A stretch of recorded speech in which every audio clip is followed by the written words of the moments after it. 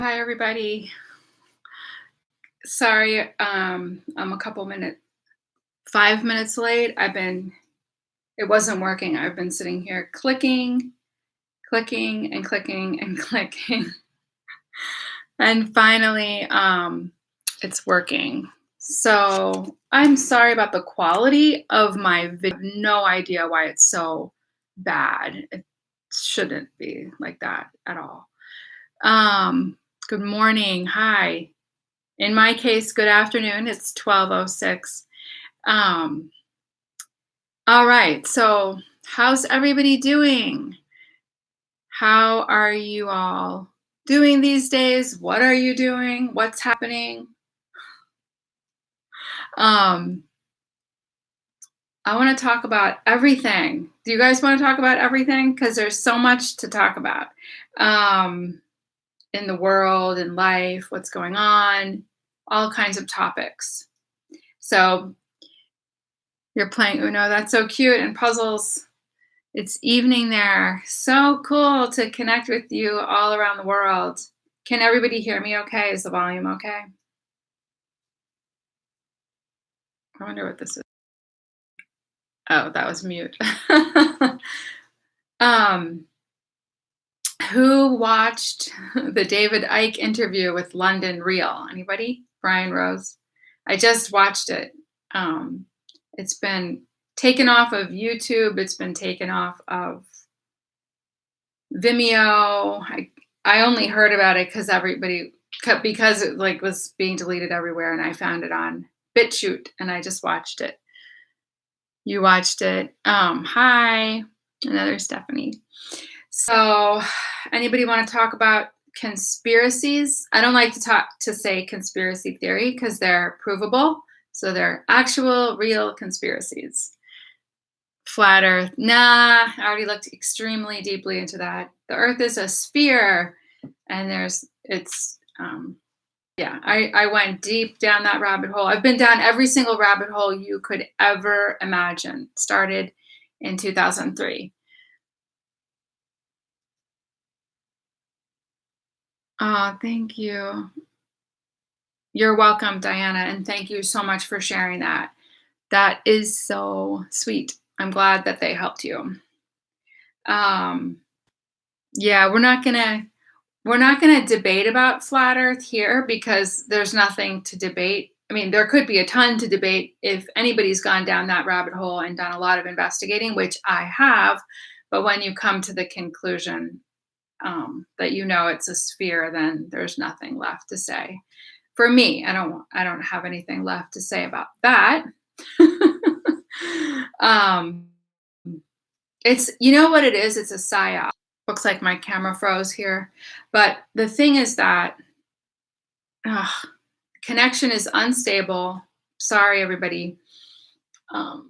It's so cloudy here, but the thing about it is that it's very important to look at everything in the world, knowing that most things are psyops. Psyops are psychological operations to distract you, to create like two sides to a story, to make people confused. And flat Earth is really coming from the very high levels of the elite to put something out there to distract people who are seeking truth. So it's really important to wake up to these things now because we're in a really critical point of like, which way are you going to go? Are you going to follow the lies, or are you going to find the truth? So we've been leading up to that for so many years, and so many things have been uncovered, and it does take a lot of discernment to figure out what's real and what's not, and it's not easy to figure that out.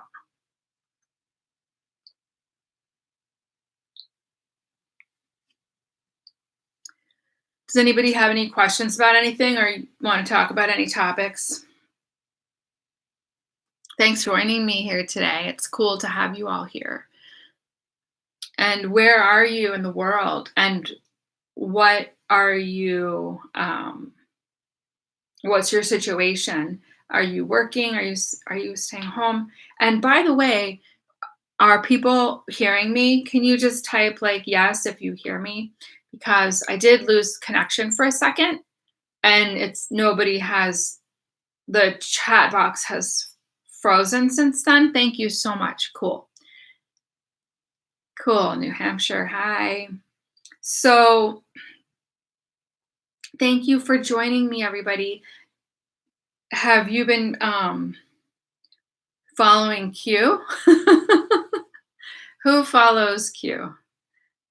Who's who is part of the Great Awakening? I wonder if my channel will be demonetized or taken off for mentioning that, because you know how the censorship is. Hi, everybody. Thank you so much for saying hi. Hi, Pennsylvania. Jennifer. Ooh, you've got a Pennsylvania last name, too.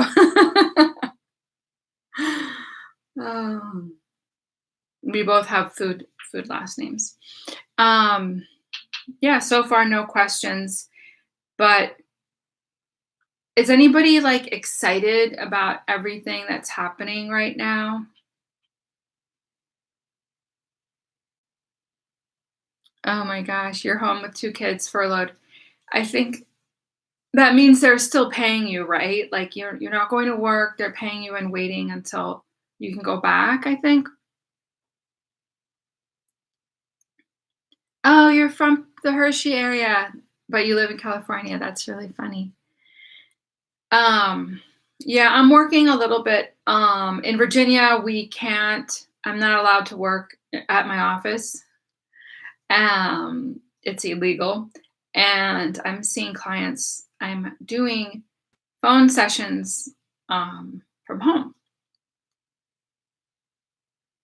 Yes, it is giving us time to go inside.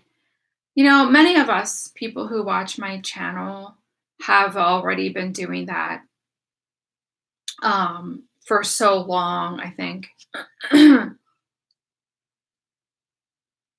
that this isn't anything new or different. Probably we've all been seekers and just going within and trying to figure stuff out and having awakenings. And if you've been on the twin flame path, of course, the dark night of the soul and deepening in so many ways.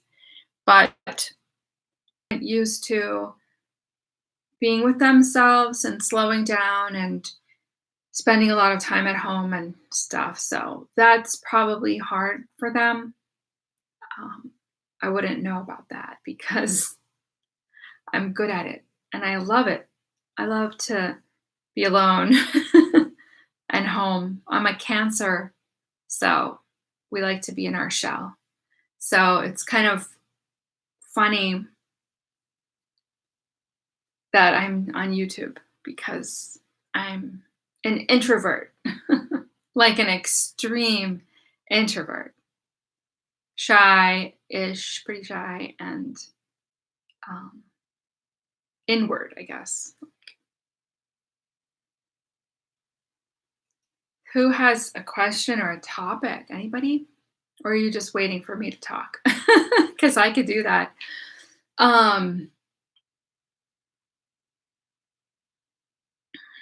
Sorry about that, Flower Girl. I wonder if this is a time to connect more deeply with yourself and your soul. Good. So there's a question. Can you give us advice on how to help others at this time? Helping others. I think that coming from your authentic self is the best thing, whatever you feel guided to do. And when it shows up for you to help, to be there. But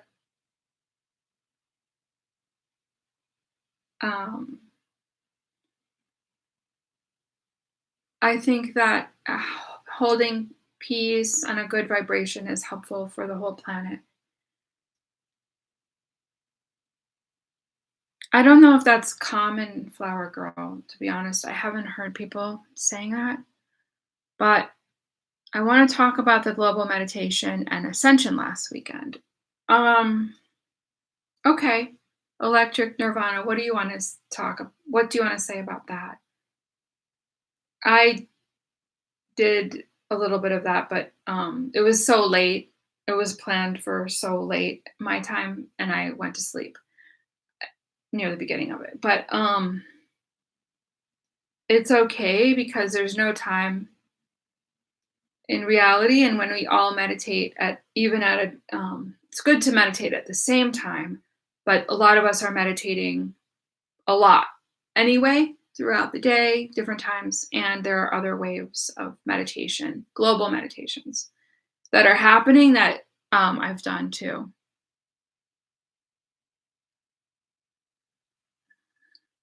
So yeah, about helping other people, I would just wait for an opportunity if it comes your way, but don't go out of your way to do anything because this is a really inward time for people. Time to change a lot about their ways and about themselves on the inside.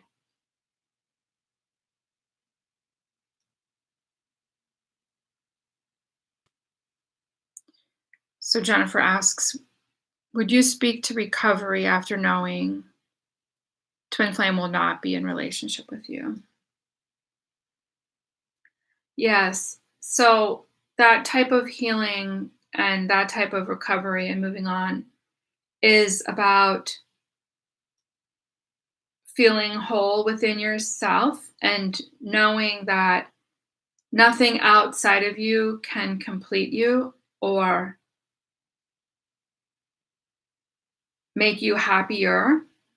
Happiness does come from the inside. And I'm not denying that there's a sadness and a grief and a feeling of loss. It's important to acknowledge that and grieve appropriately, probably going through all 5 stages of grief and allowing for that.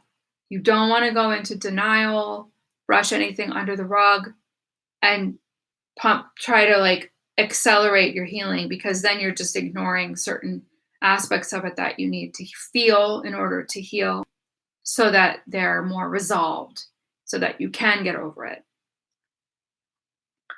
And at the same time, going through that grieving process, it's important to do what I said, which is know that you're whole, know that you will always be together.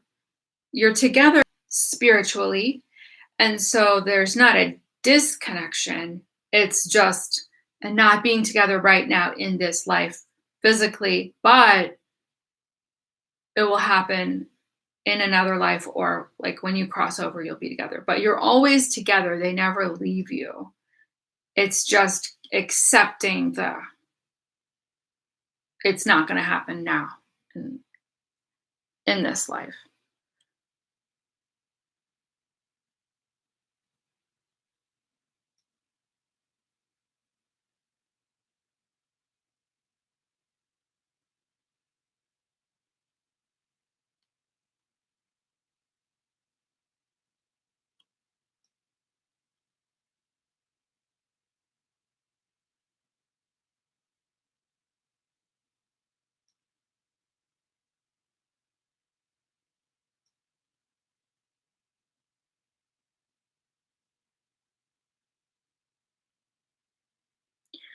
I really think it's important to have allow people to have whatever conversations they need. Everybody's in a different place and people need help along the way. And people can be struggling and need support and help and guidance. And that's what I'm here for. I'm here to help people who feel the need for support and guidance and love and I honor that where they are. So, Flower Girl, it's fine if you're needing to help your clients. So don't feel bad about that. Don't it you may not know exactly what to do, but just let it evolve in the moment. this is the time when that comes up to tune in, to go within and ask for a moment. What does this person need? How can I help this person? Ask your higher self, ask their higher self. Even if you're not skilled at doing that, it's fine. Just feel, listen. Maybe you'll get a glimmer of something, guidance. That's the best you can do.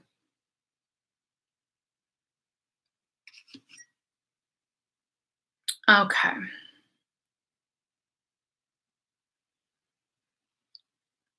Thank you so much, Mama Tara. I don't think they're birch. They look white because of the lighting, but I don't think they're birch. But anyway, yeah, they're so nice to have all these trees here. It's so so nice. Okay, so we'll see. Vivid dreams about a karmic soulmate. Is this somebody that you know? Yeah. I think that, it's interesting to have dreams with people.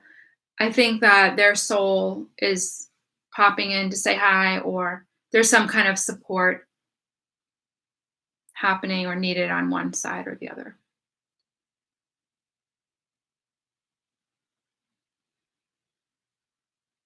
Anything else? Having kids. So, Stephanie, not me, the other Stephanie here is asking if I can talk about having kids with your twin flame. Unfortunately, I can't because I don't know anything about that. I can only speak from my own experience about stuff, or if I have a lot of experience with clients, for example. That's really nice. I mean, I don't know the situation, but yet I can't imagine it. I don't have children with my twin flame. Even though I made that one video about it. The video is called, "You Can Have Babies with Your Twin Flame Without Ever Meeting," and I did. You can watch that video. It's weird, but it happened to me. It's so weird, and I can talk about it here if anybody's interested.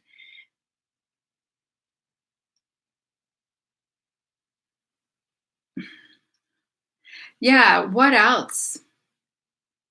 Hi there. Thanks, everybody, for your highs and hellos and your nice comments. Um, what else? What do you think life is going to be like after we try to go back to normal? Like, what do you think will change about our lives, society, system? What do you want it to be like? What do you want to change? What outwardly, like in the world, how would you like it to change? Everything. I agree, Mama Tara. I agree. Everything, and I hope that everything changes because um, I okay. Here's I'm gonna give you the idea of what I see visually at the spiritual level.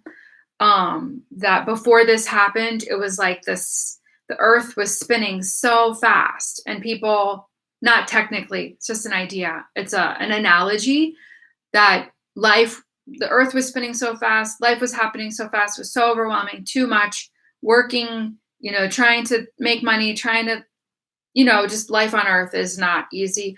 And everybody just sort of was like, I want to get off of this. It's spinning so fast. I can't take it anymore. It was like a collective raising of the hand of like a timeout. I can't do this.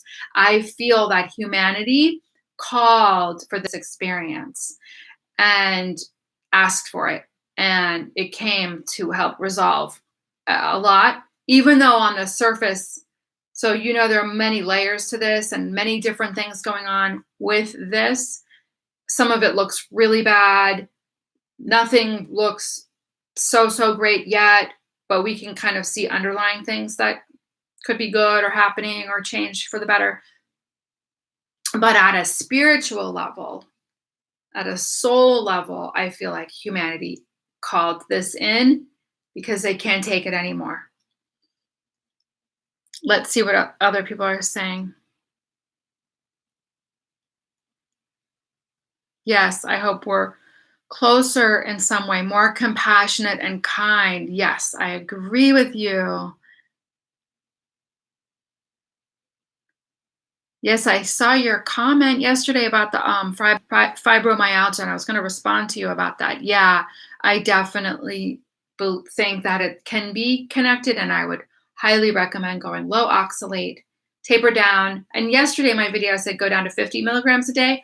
Yes, but then eventually taper from that to like zero.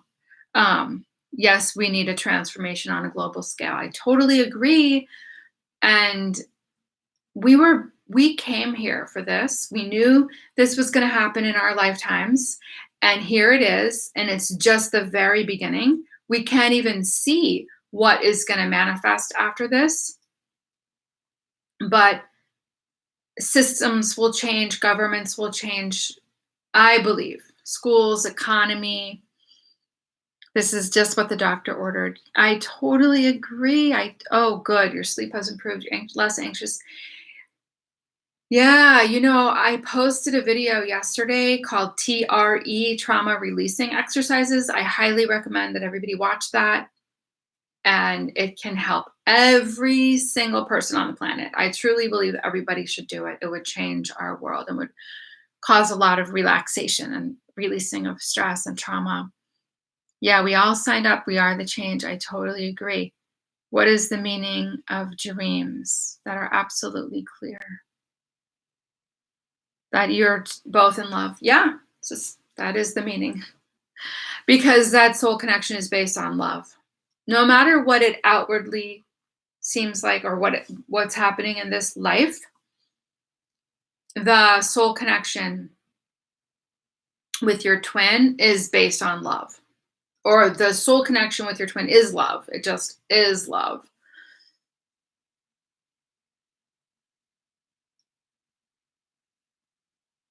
Yeah, it is love. And even if even if you're not in harmony and not having a good connection in this life, it's for a reason. It's for a purpose. It's to learn and grow and evolve and heal certain things within you and within the other one. And you guys came here to do it for each other, to help each other grow and learn. Because there's no more intense of a teacher than your twin, because it's your own soul doing it to you and for you. So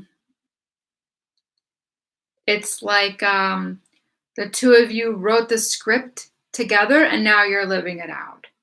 There are many options within that script of how it can play out, but the overall themes will be the same. Any other questions, people?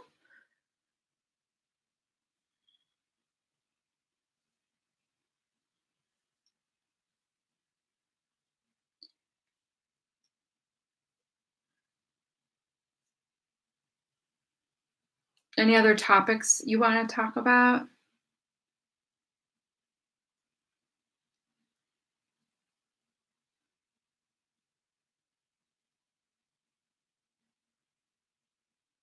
Yes, electric nirvana. This is such a good and common question. Is there a way you can get back to yourself and not feel a strong connection with your twin? I wish to not focus on him anymore. He's taking up too much attention.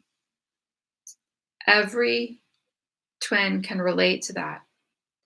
And yes, one day I did this. It was like a couple of years ago, I guess. I said, I commanded strongly to my higher self, and I said, move me on to my highest timeline. Close all the timelines that are open, that, bring me to my twin, that draw me to my twin. Close all the timelines, move me on to my highest timeline. And I pretty much asked for that disconnection. It worked. Now, the connection can come back if there's a purpose for that. But when I did it, it worked like a miracle. And the connection came back later, but for, I don't know, like a year. I don't know how long. It happened, but then it happened again. So for another year now, I've been disconnected, and it's been truly magnificent, like to have to be out of that, which is what you want, and be free of it. So command to your soul that that's what you want. Ask for those timelines to close. Ask for that. I don't want, it's hard to say, use language to describe it because it's not a disconnection. Ask to be moved away from that connection. It's more energetically disconnected or distant. Yes, you can do it. You can ask for it, pray for it, command it. And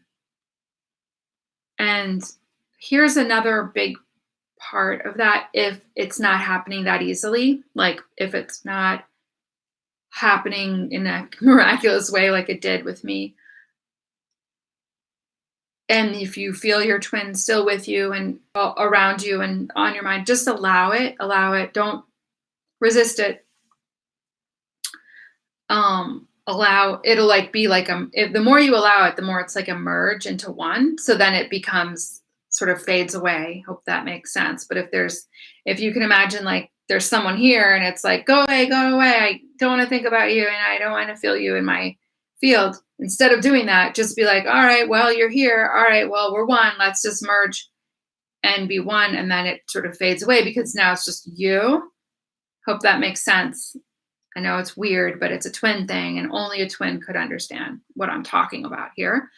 And that merge is that allowing of like the presence is, and the oneness, like you're one person merged, then you become all you finally. Does that make sense? I think it might make sense to twins, but it would never make sense to anybody else. How do you know if you're meant to be with your twin or not? Woo, that's a big one. So you try to take the actual thing that's happening, the actual situation that's happening as real. So if you're not communicating, you're not together, you're in separation, then take that as like the signs of we're not supposed to be together. Right? Because people who are together are together.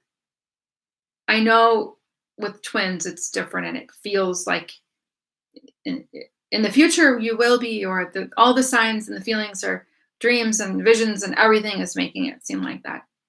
But don't take those things as your reality. Don't try to put them aside and be like, yeah, I know I have those thoughts, feelings, visions, whatever, dreams, but you don't know. So you stay open and you just say, well, I don't know, but come down, ground into reality of what is actually happening. Is that person coming toward you, connecting with you, telling you they want to make plans to be with you? Take like the reality more as the reality for your life versus the fantasy or the spiritual experiences, because they're separate. They're two separate worlds of experiences. I know it's weird and hard to deal with it, but and it's hard to know. Even though I said all that, it's a hard journey to. There's not a lot of clarity on it. It's very confusing.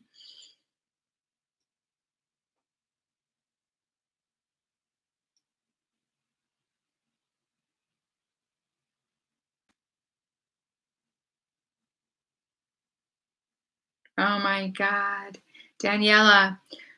So interesting about you had a dream, or I had the dream of going to see Prince in concert, and you really saw him as your first concert. Yeah, my sister, let's see, she was 15, I was 13. She went to her first concert was Prince. Also, I think it was Hearst. I mean, she was 15 and she literally went to like a concert. You don't usually go when you're that young. I mean, with a group of kids, usually you have to be old enough to drive. But anyway, she went with, I guess, older kids and stuff. But I still remember that my sister loved Prince. I wasn't as big of a fan. I mean, I liked him and everything, but I wasn't like a fan. I I mean, I liked him just like I liked so many other musicians. But when he started coming into my dreams, it was when he was still alive. Um, God, the like I said in my video, those dreams brought me like some of the most loving feelings I've ever had. They were like some of the most loving dreams I've ever had. Whew. One of the dreams that I have didn't talk about publicly was okay. Okay, I had a dream once with where you know how you're at a concert and there's a stage and then everybody's down on the floor. Well, I walked in to a Prince concert in my dream that was already happening. And somehow I walked in through like that side door and I was literally standing right in front of the stage. And Prince and was it Sheila E? Yeah, Sheila E was in my dream too. She was drumming and he was God playing. Well, was she? Yeah, she had to be, because what else would she be doing? But um he was singing, that they were singing the most beautiful song. The music in my dreams from Prince are not like his music here. They're like very beautiful. I can't even, maybe they are like some of his songs here too, but or music. But anyway, I was up at the front and I was felt so incredibly overwhelmed with, like with gratitude, and I felt so blessed and I couldn't believe I was there. Like again, like I said, I wasn't a fan, like a big fan. I was a fan, but like a fan, just like I'm a fan for like 100 other people. You know what I'm saying? But in the dream, I was just overwhelmed by the beauty and the love. There was so much love pouring out from him. You know how dreams, feelings can be magnified? Well, this feeling of love was that magnified. So amazing. But what happened was that was the last song, and I didn't realize it. When I walked in, I was like, oh my God, I get to be here. And I had no idea where it was in the concert, beginning, middle, end. And when that song was over, Sheila E. looked at me directly and said, I'm sorry, baby. It's over. And I was like, and I was so sad. Oh my God, that it was over and I had to leave. And I didn't understand what that dream was about. I still don't. Like, it was a pretty big message, you know? I'm sorry, baby, it's over. I don't know what was over. You know what I mean?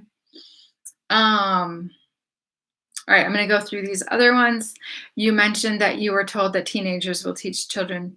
Did you see what will happen to current teachers? I know, I thought about that. Like, what about the teachers and what about the adults who want to teach kids? I'm sure they'll have the role. I mean, I don't know. I just saw like a little bit of information. So I think that it's going to be a multitude of things that we don't even know about yet. So I don't know. I think they'll have their role too.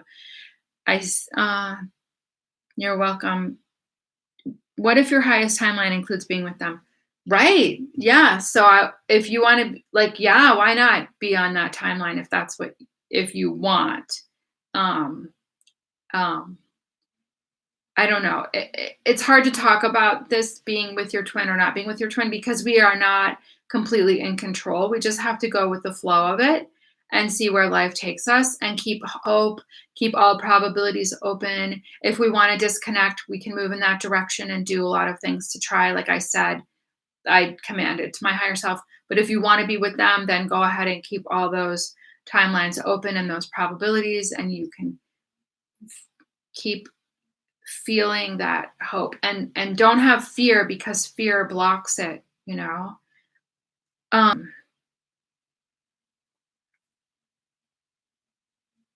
every time I go to a place, oh, sorry, let's see, okay, every time I go to a place where I feel something, I'm less and less connected. Yeah. Okay, that does happen when you start to get less connected to your twin. Sometimes they will come back because they're thinking about you.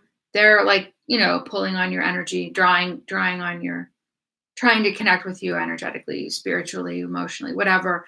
So that can happen where they might feel that disconnection and then be like, oh, I need it again. I want it again. And then you feel them again. So that could be them thinking about you a lot of the time.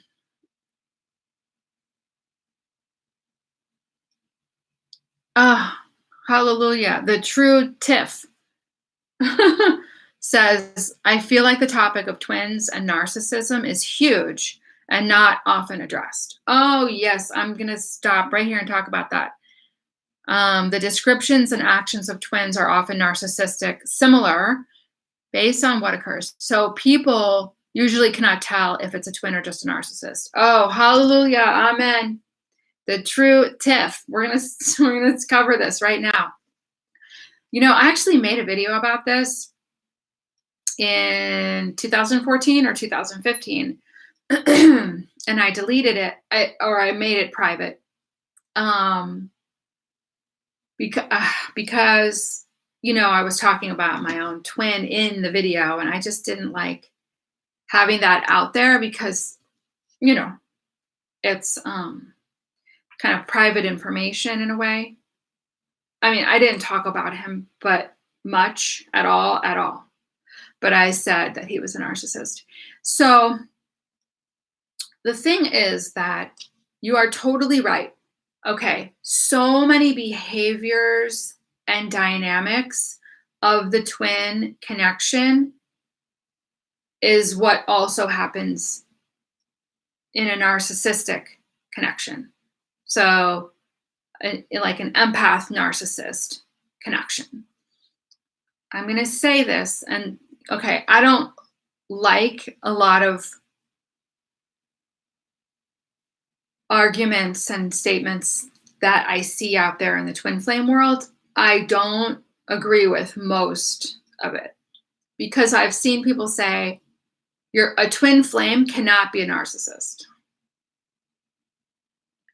What are these people thinking? What are they? They're delusional, okay? They're in a fantasy land. They made up some idea of what a twin flame is. And I'm sorry, but a twin flame can be literally anything. Don't put yourself on a pedestal because you're a twin flame. A twin flame can be a narcissist because they came here to teach you something, which is self-love, self-worth, forgiveness, wholeness.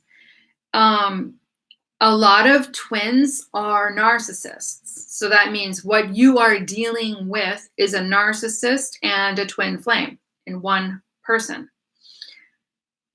Now, there are other people who experience, and I know this because I've read a lot of comments, that they'll meet somebody who is a narcissist, and that person says, we're twin flames. I have never experienced that in my life personally. But because other people have experienced it, it's another aspect of this. Does that narcissist know they're actually not twin flames and they're just using that label to get connected to the person? I don't know. Do they actually believe they're twin flames and they just happen to also be a narcissist? I don't know. That scenario is different. But what I can talk about is a true narcissist and who is a twin flame. And that exists, and it is very common. And I'm glad you brought it up because I see people saying, I can't figure out if this is a narcissist or my twin flame. Well, if they seem like your twin flame and they're a narcissist, then they're both, right? So there you go. And it's very hard to deal with. Extremely hard. I know. Because my twin flame is a narcissist, and he literally, when you look up the definition and all the traits of a sociopath, he has almost all of them, not all. So it's really bad. It's really disturbing. Yeah. And also the true tiff, if you have more commentary and questions and about that now, please feel free to put them in the comments so I can keep covering it. And as that, if you want, I'm going to keep, if you want to do that. And I'm going to keep reading comments here, questions. Do you think that some people are meant to be alone in this lifetime? I think extremely rarely are people meant to be alone as a soul choice decision before coming into this lifetime. Sorry about the lighting, you guys. The sun is doing it. I can't really control the lighting here very well. But, for the most part, no, I don't believe that most people are meant to be alone. It can, a soul can choose that in order to experience that, to feel what it's like to learn, but I don't think it's that common. It's so cute about the Prince story. Thanks, Daniela. Yeah, it was the Purple Rain concert that my sister went to also in 1980. One second. I was 13. That was 8th grade. She must have been in 10th.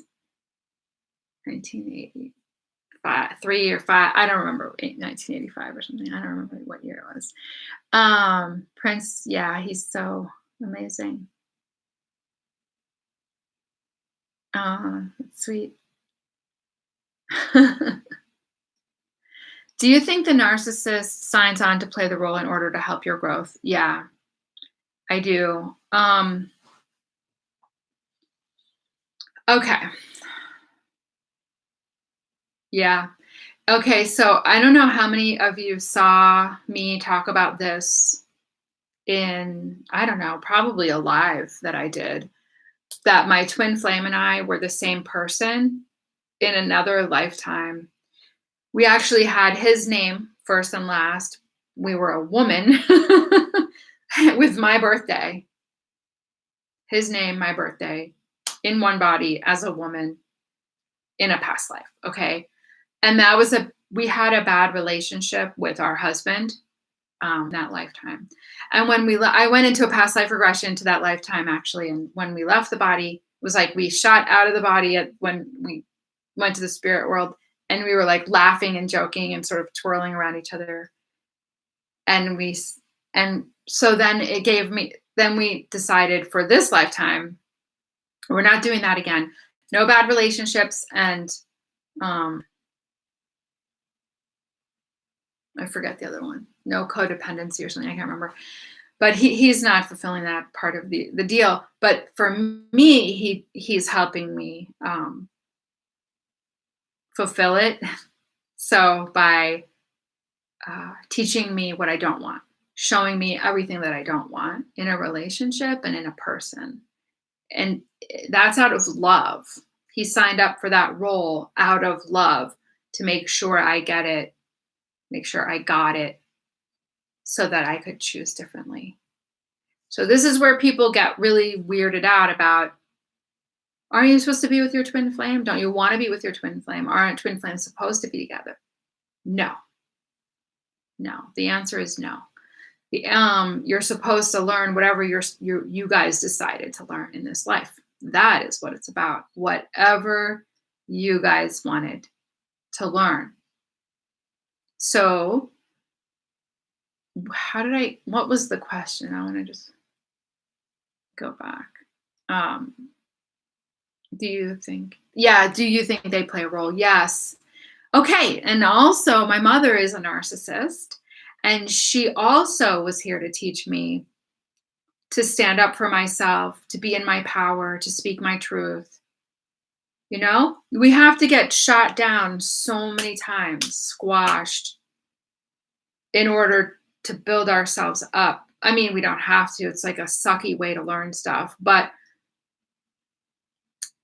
to overcome, that we have to find our voice, have to find our power, be in our power, stand up for ourselves, be strong, be whole, not be destroyed. So I've been through that with my mother and my twin. And I think that they both signed up to play that role for me. It's weird, right? It's not, you would never think that you would sign up for something like that, come into a lifetime to do all of that. But there must be a reason we choose it, and it must serve a purpose. Let's find out what other comments are here. They come back to Hoover and suck your energy like a vampire. Snack, snack. Some of them do, and that's very common. I am blessed that I have not, well, I have had it maybe with a couple other people, but not with those two. Happy Passover and happy Easter, everyone. God bless. Back to you. Thank you.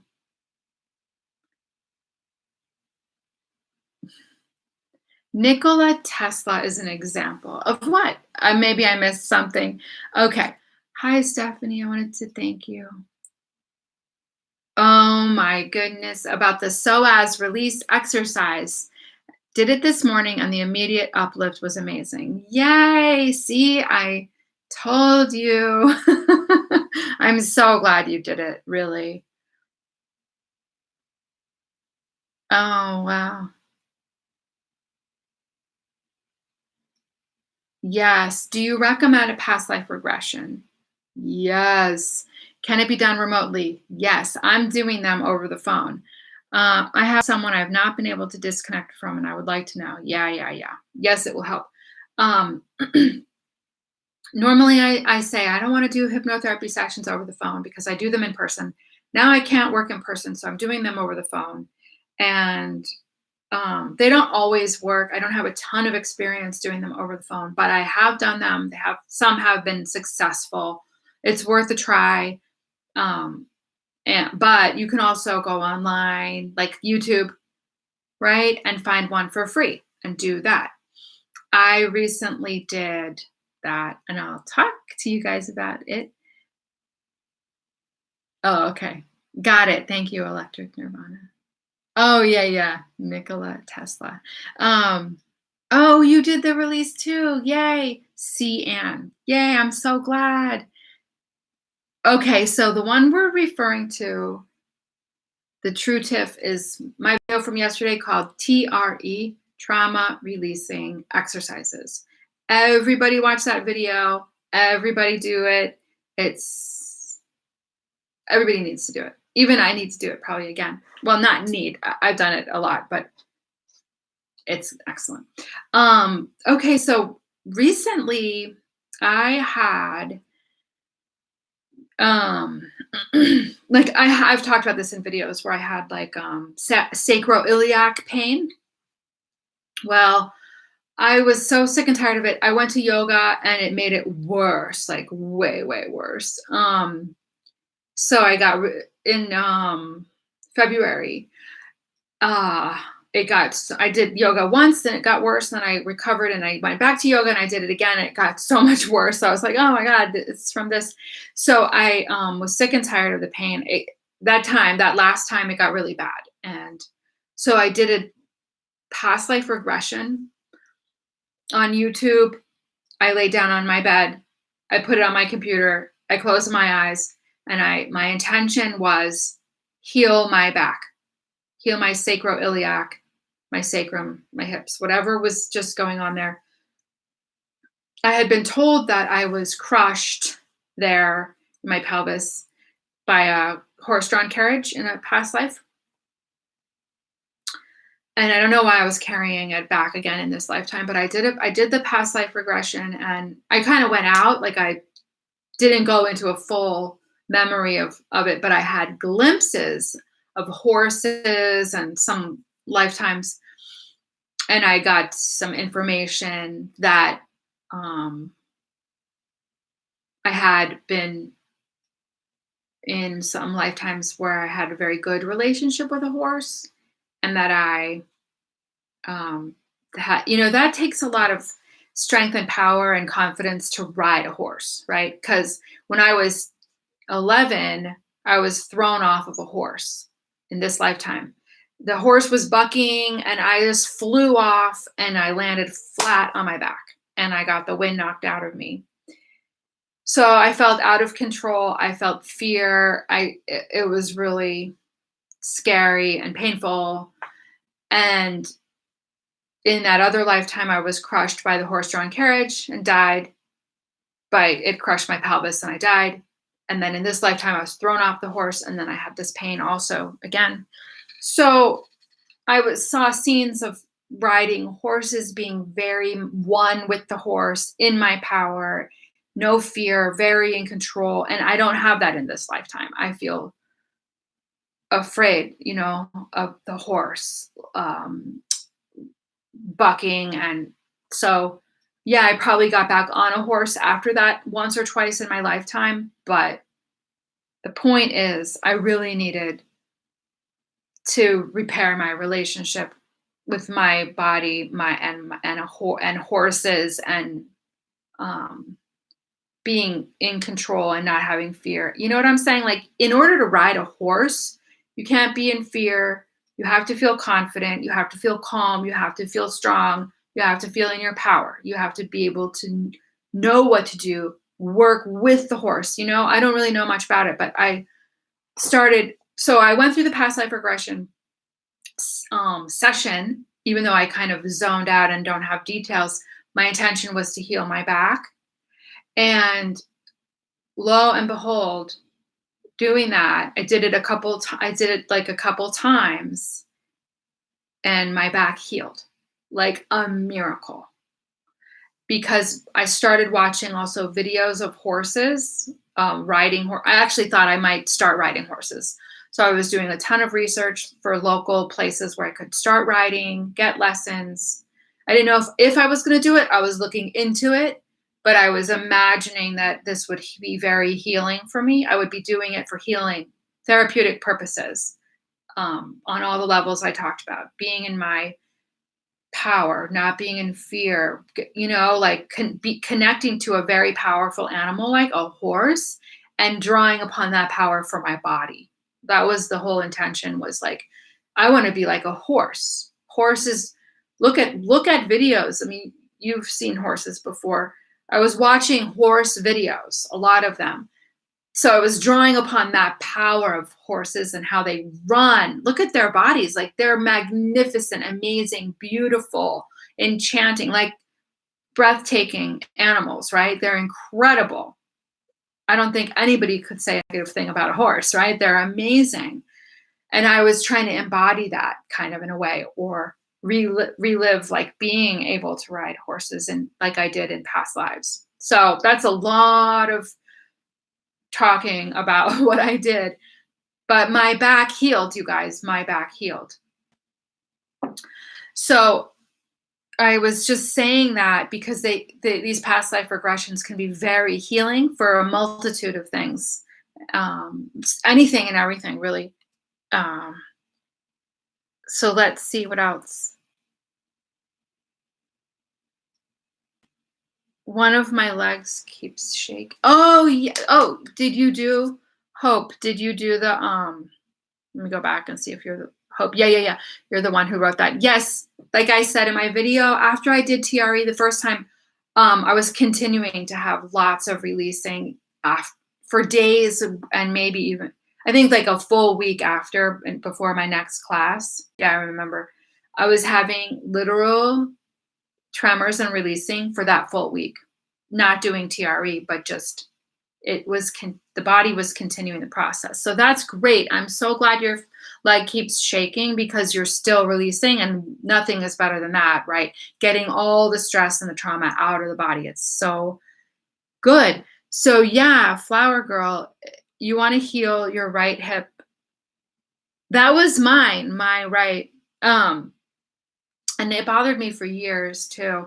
But I do energy healing, and I help people heal their bodies. I do phone sessions for that. It really works. You can also do the TRE, and you can also do past life regression. You can get at it at many angles. I did massage, craniosacral, chiropractic. I only just did one chiropractic session recently, and that finalized my healing along with it was at the same time I was doing the past life regression. So it was like really, really on the one day after the other. So it was really connected. And I can't say like one healed it more than the other because I did both. Um, Yay, I'm glad. Okay, so True Tiff is asking if I recommend doing the TRE more than once. Yeah, you can do it every day. When I took the TRE class, it was kind of like the recommendation was now that you've learned this, do it every day, you know? And you can do it for 5 minutes. The first time you do it, you're supposed to do it for 15. So I'm not talking about the exercises leading up, the 7 exercises. I'm talking about the tremoring. Put your timer on for 15 minutes the first time you tremor, and tremor for 15 minutes. The second time you can do 20, and the third time you can do 30 minutes. That was how I was instructed in my class. And then you can do it every day for however long you want. So yes, I recommend doing it every day, or who's going to do it every day, right? Try for that, or 3 times a week or once a week. But yeah, keep doing it. Keep doing it. Okay. So is the TRE for the purpose of healing your body or mental healing too? All of it. Because we hold trauma in our body and it affects us mentally, emotionally, even though we're not realizing it. But when we release the trauma from the body, it can heal the body, yes, because you're releasing the trauma from it. And it can heal you mentally and emotionally as well because it's out of you then. I hope that makes sense. It's all interconnected. And in the video, I say that after I did the TRE the first time, I felt the most deeply relaxed I had ever been in my life. And I don't think that goes away. I mean, I can't measure it, right? And this was in December, but I remember that feeling. And maybe it has stayed at that level. It's like the new normal, and it's hard to remember what it was before. But I did get there. I mean, by doing TRE, it brought me the deepest calm, and it did stay, notably, and I still feel calm. Okay, I have a dietary question. I'm very empathic and started eating more meat as my body has been needing it. However, most of the time it's been making me feel heavy, negative, even ill at times. Huh. I wonder why that's making you feel like that. Huh. Maybe eat less, like a smaller portion of it, and earlier in the day, not in the evening. Try that.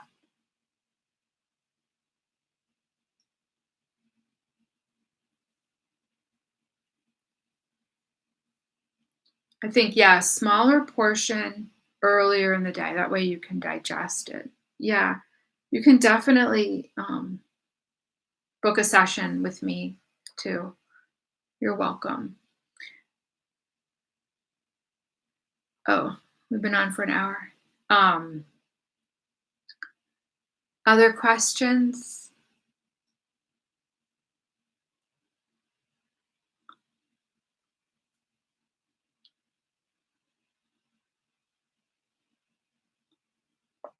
Any other topics you guys want to talk about? This is fun, right? It's fun for me. Is it fun for you? Well, you're here, so not that many people come. It's 20 people are here right now. Okay, why can I eat so good during the day and then when evening comes, I have no control over myself whatsoever? Huh. I think that that can be an emotional thing, like loneliness. Let me just tune in for you, high vibrations. I think it's loneliness for people. Um, I don't have that issue like with the eating, but I know a lot of people do, and I feel like it's something feeling like you're missing something inside. So if you can, let's find something help for you, like meditation or putting on, like listening to music or putting like finding something on YouTube, like a guided hypnosis, guided relaxation to use specifically at that time, so that you're not eating and you're like doing some soothing, self-soothing, or take a bath, music. Do something very specific to nurture yourself and give to yourself, feed yourself in a nurturing way without food. And make sure you've eaten enough during the day where you're not actually hungry. Um, and you want to eat when you're hungry, not when you're not hungry, right? So if you're not hungry, don't eat and do the other things. Maybe go for a walk, but um yeah, just distract yourself with something nurturing. Not it's not just it's you're distracting yourself from food, but you're, going within and nurturing yourself. Um what are your thoughts on soulmates? That's a really broad question. Let me know more specifically what you mean, because I don't know. Soulmate, I can't make a general statement about soulmates. Does the meat carry karma? I would like to be able to eat meat and feel good. No, there's no karma to feeding yourself what you're meant to eat. Humans are meant to eat meat. Meat has everything that we need. It has the essential amino acids and the essential fatty acids that we need. We digest it very well. There's no karma with it because you're um, feeding the body, you're nourishing the body with what it needs. Now, if we look at factory farming, yeah, avoid that. That's cruel, and we don't want to treat animals badly. So if you can source your food from local farms or farms in your country where they're doing very careful farming practices with their animals. There are some, like in the United States, US wellness meats, grassland beef. The website I think is like grassland beef, but if you Google US wellness meats, you'll get there too. Um, it's grass finished, meat, and they have farms and stuff. I order from there, but I also order from a local farm and I pick it up. I go get my food from the farm. So I'm doing what I can for animals to be treated well. And yes, it's more expensive, but you don't have to eat that much. And you're saving your whole health. So you're not spending money on healthcare, right? Like, that's a whole nother topic. I haven't had health insurance for 11 years. No health insurance for 11 years. Never been to a doctor in those years. I was in a car accident and I went to the ER, but like they helped me.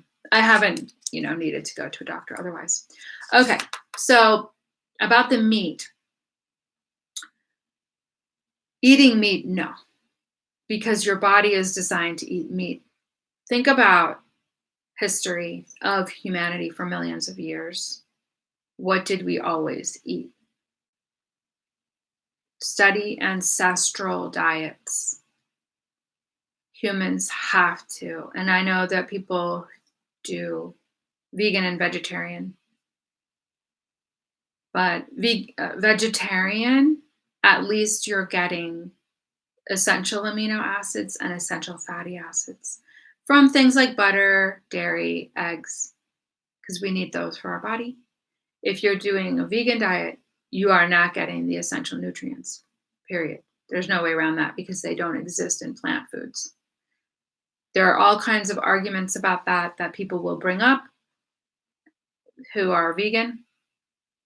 And they'll say, oh, this plant food has these amino acids and these essential fatty acids.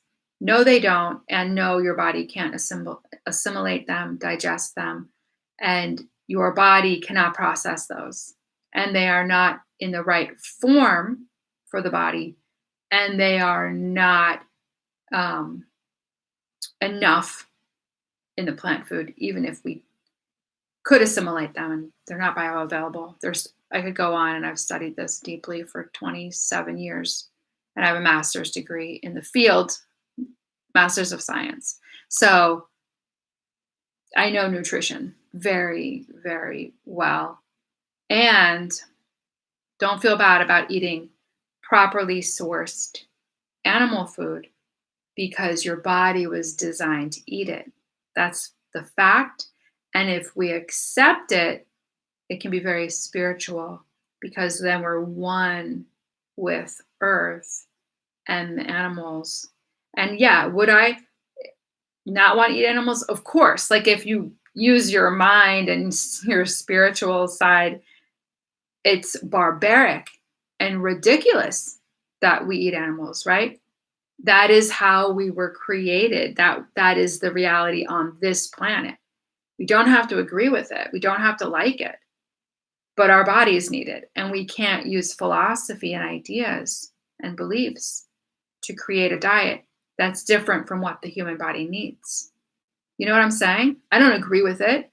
I wouldn't prefer it. I wouldn't choose it. If I were creating a planet with people and animals, I wouldn't say the people have to eat the animals. That's ludicrous, right? It's barbaric. It's ridiculous. But that's how this planet was created. That's how our human bodies and DNA were created. We have to get to the reality of it and just accept it. That is a process, if you don't agree with it, to get to that. And only your body can tell you, only your body knows. And my body, I felt like I was going to die when I did veganism. Literally, it was horrific. It was soul torture for me. And I need meat. Maybe there's some DNA on the planet that does better without it, but not many people.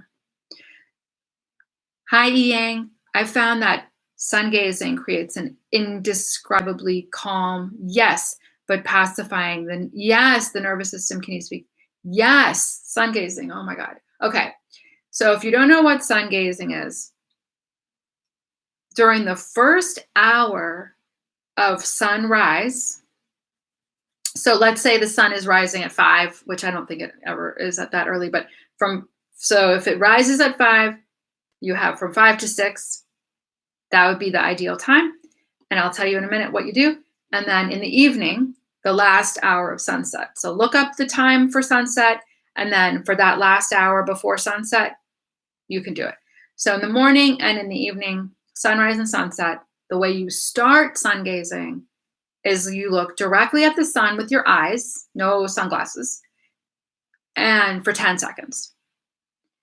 And then you're building up 10 seconds, 20 seconds, and so on. But look up sun gazing protocol so you follow it properly. What you're doing is you're receiving vital life force energy from the sun, photonic energy, which feeds our body. It feeds everything on the planet. And yes, so I need to finish. I'll read in a minute. And so it can bring, yes, it brings calm. It brings healing, grounding. It helps you with sleep. And Yang is saying it helps with viruses. I totally believe that, killing viruses. So let's see. Yeah, pacify the nervous system. Let's see what else. Yeah. So I'm glad you brought it up, Yang. Thank you. And I'm so glad you're telling people about it and doing it. Can you suggest any books for understanding of souls, twin souls? Well, there's a book. I don't know any on twin souls or twin flames, but I do know Journey of Souls and Destiny of Souls by Michael Newton is helpful. There are other books out there like that. I really like Brian Weiss. Have you guys read Many Lives, Many Masters by Brian Weiss? That's past life regressions. I want to tell you guys about a story. One of Brian Weiss's books.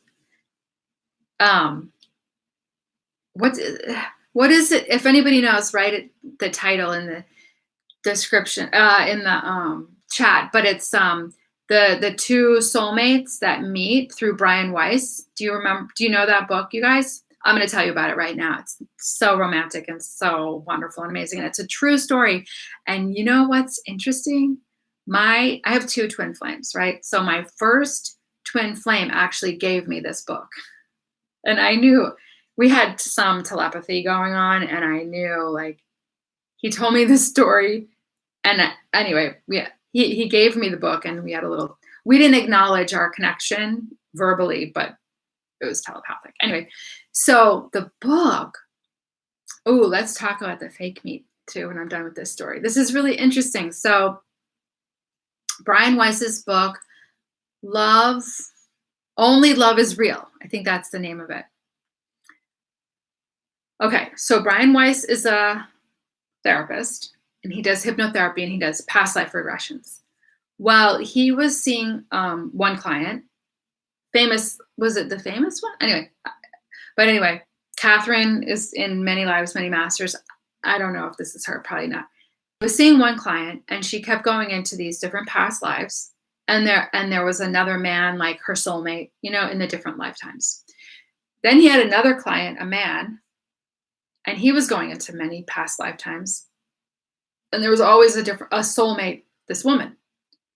Well, what Brian Weiss started to notice was that she was going into all these lifetimes with this soulmate, and he was going into all these lifetimes with this soulmate, and they were like the same lifetimes, and they were each other. I mean, they were, the guy in hers was his client, and the woman in his past lives was the female client. They were each other, right? And so he realized this after doing several sessions with each of them, that, oh my goodness, they're going into the same lifetimes, and they're each other's soulmate. Well, because of confidentiality, he couldn't introduce them. He couldn't reveal their confidential sessions. So the only thing he could do was rearrange the schedule of their appointments so that they would be passing each other in the waiting room. That was what he did. He arranged it so that their sessions were back to back. And they did meet, and now I'm getting the chills. They met there at the office, and I'm not going to tell you the rest, because tell me if you want me to tell you the rest of the story, or if you want to read the book. It was a good ending. Pendulums. Ooh, that's a good question. I do not think pendulums are good for guidance. I think that they do.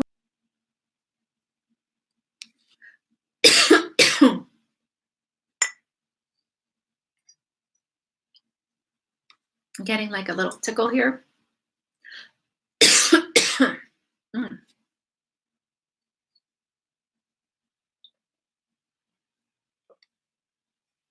Too much talking without water. It's drying out my throat.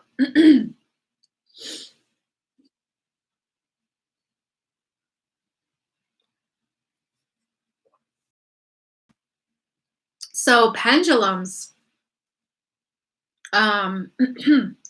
we are so powerful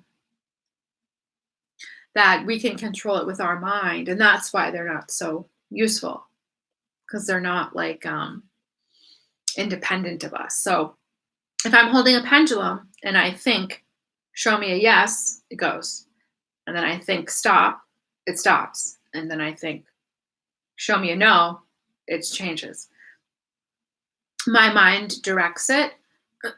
So if I'm asking it a question, it's hard to go neutral. I try really hard to go neutral, but can't always guarantee that. So I'm not a fan of getting answers with pendulums. You can try it a little bit, but don't go overboard. Going overboard is a high potential with the pendulum, so it ends up being like detrimental, not that good, not that helpful. Because it can start to then give you wrong answers.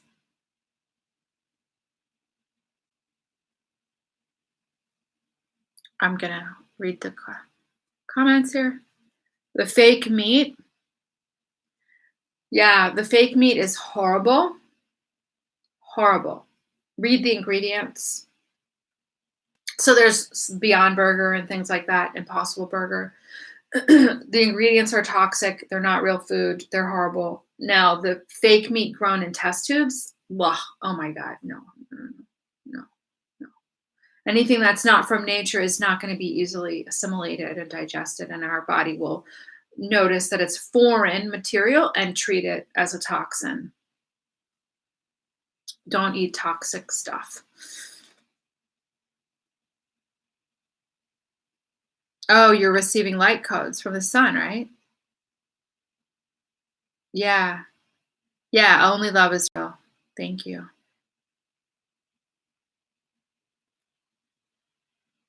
Okay, yeah. Somebody says I can tell you the story. Anyway, they met in the waiting room.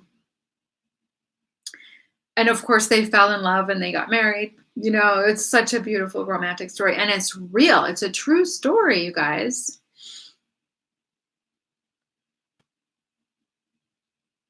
All right. Well, I think my throat getting dry is, and I don't have any more water, is a sign that I should probably end this live. Thank you so much for joining me today, everybody.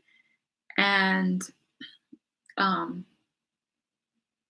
and I hope you have a wonderful day or night wherever you are. And I'll see you again soon. Bye. Thanks for coming. Thanks for being here.